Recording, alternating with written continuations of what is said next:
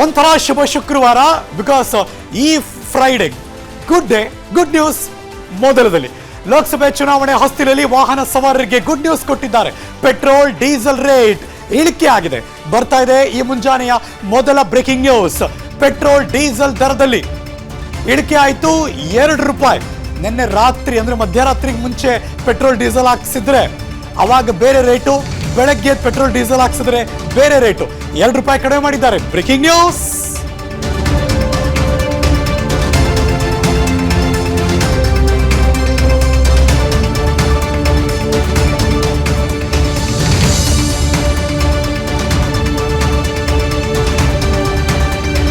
Petrol diesel rate ಪ್ರತಿ ಲೀಟರ್ಗೆ ₹2 ಇಳಿಕೆ ಆಗಿದೆ.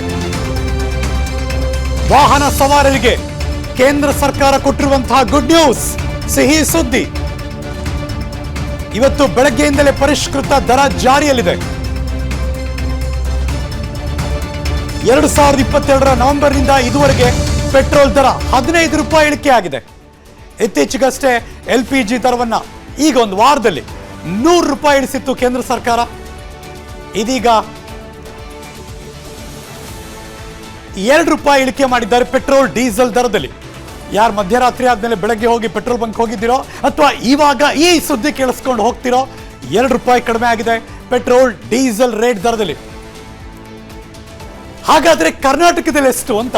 ನಿನ್ನೆ ಕರ್ನಾಟಕದ್ದು ₹100 ದಾಟಿತ್ತು. ಆಫ್ಕೋರ್ಸ್ ₹101.94.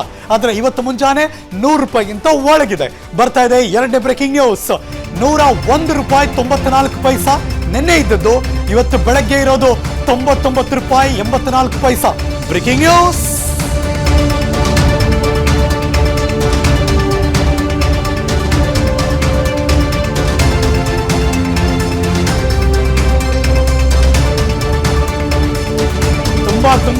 ತುಂಬಾ ತಿಂಗಳಾದ ಮೇಲೆ, ವರ್ಷ ಕಳೆದ ಮೇಲೆ ₹100ಗಿಂತ ಒಳಗೆ ಬಂತು ಪೆಟ್ರೋಲ್ ರೇಟ್.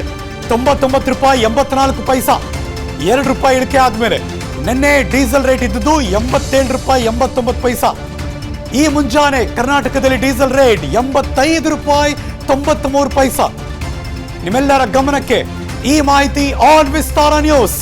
ಪೆಟ್ರೋಲ್ ಡೀಸೆಲ್ ದರ ಎರಡೂ, ಪೆಟ್ರೋಲ್ ಮತ್ತು ಡೀಸೆಲ್ ಎರಡೂ ಕಡೆ ₹2 ಇಳಿಕೆ ಮಾಡಿದೆ ಕೇಂದ್ರ ಸರ್ಕಾರ.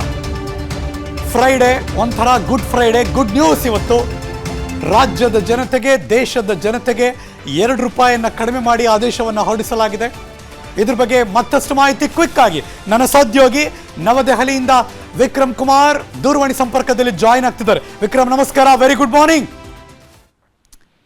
ವಿಕ್ರಮ್, ನನ್ನ ಧ್ವನಿ ಕೇಳಿಸ್ತಿದ್ಯಾ? Very good morning Harish. Expected ಈ ನ್ಯೂಸ್? ಒಂದು ರೀತಿಯಲ್ಲಿ ಎಕ್ಸ್ಪೆಕ್ಟೆಡ್. ಯಾಕಂದ್ರೆ ಲೋಕಸಭಾ ಚುನಾವಣೆ ಹತ್ತ ಬರ್ತಾ ಇರ್ತಕ್ಕಂಥದ್ದು, ಜನರಿಗೆ ಒಂದಿಷ್ಟು ಕೊಡುಗೆಗಳನ್ನ ನೀಡಬೇಕು. ಅದನ್ನು ಎಸ್ಪೆಷಲಿ ಪೆಟ್ರೋಲ್ ಮತ್ತೆ ಡೀಸೆಲ್ ಹೇಗೆ ಅಂತಂದ್ರೆ ಪ್ರತಿನಿತ್ಯವೂ ಕೂಡ ಮನುಷ್ಯನ ಜೀವನದಲ್ಲಿ ಅವಿಭಾಜ್ಯ ಅಂಗದ ತರ. ಯಾಕಂದ್ರೆ ಟ್ರಾನ್ಸ್ಪೋರ್ಟೇಷನ್ ಬಹಳ ಮುಖ್ಯ ಆಗಿರ್ತಕ್ಕಂಥದ್ದು. ಟ್ರಾನ್ಸ್ಪೋರ್ಟೇಷನ್ ಗೆ ಸಂಬಂಧಪಟ್ಟಂತೆ ಪೆಟ್ರೋಲ್ ಡೀಸೆಲ್ ದರವನ್ನ ಹೆಚ್ಚು ಮಾಡೋದಾಗ್ಲಿ ಅಥವಾ ಕಡಿಮೆ ಮಾಡೋದಾಗ್ಲಿ ಮಾಡಿದ್ರೆ ಬೇರೆ ರೀತಿಯಂತ ಎಲ್ಲಾ ಬೆಲೆಗಳು ಕೂಡ ಅದು ಇಳಿಕೆ ಆಗೋದಾಗಿರ್ಬೋದು, ಏರಿಕೆ ಆಗೋದಾಗಿರ್ಬೋದು, ಇದು ಒಂದು ರೀತಿಯಲ್ಲಿ ಡಿಪೆಂಡ್ ಆಗಿರ್ತಕ್ಕಂಥದ್ದು. 2022ರಲ್ಲೂ ಕೂಡ ನವೆಂಬರ್ ವೇಳೆಗೆ ಇದೇ ರೀತಿಯಾಗಿ ಪೆಟ್ರೋಲ್ ಡೀಸೆಲ್ ಬೆಲೆಯನ್ನ ಕೇಂದ್ರ ಸರ್ಕಾರ ಇಳಿಸುವಂತ ಕೆಲಸವನ್ನ ಮಾಡಿತ್ತು. ಅಲ್ಲಿ ಬೆಂಗಳೂರಿನಲ್ಲಿ ಸೇರಿದಂತೆ ದೇಶದೆಲ್ಲೆಡೆ ಅಷ್ಟರ ಮಟ್ಟಿಗೆ ಖುಷಿಯ ಒಂದು ವಾತಾವರಣವೇ ನಿರ್ಮಾಣ ಆಗಿತ್ತು. ಮತ್ತೆ ಇವಾಗ ₹2 ಕಡಿಮೆ ಮಾಡಿರ್ತಕ್ಕಂಥದ್ದು.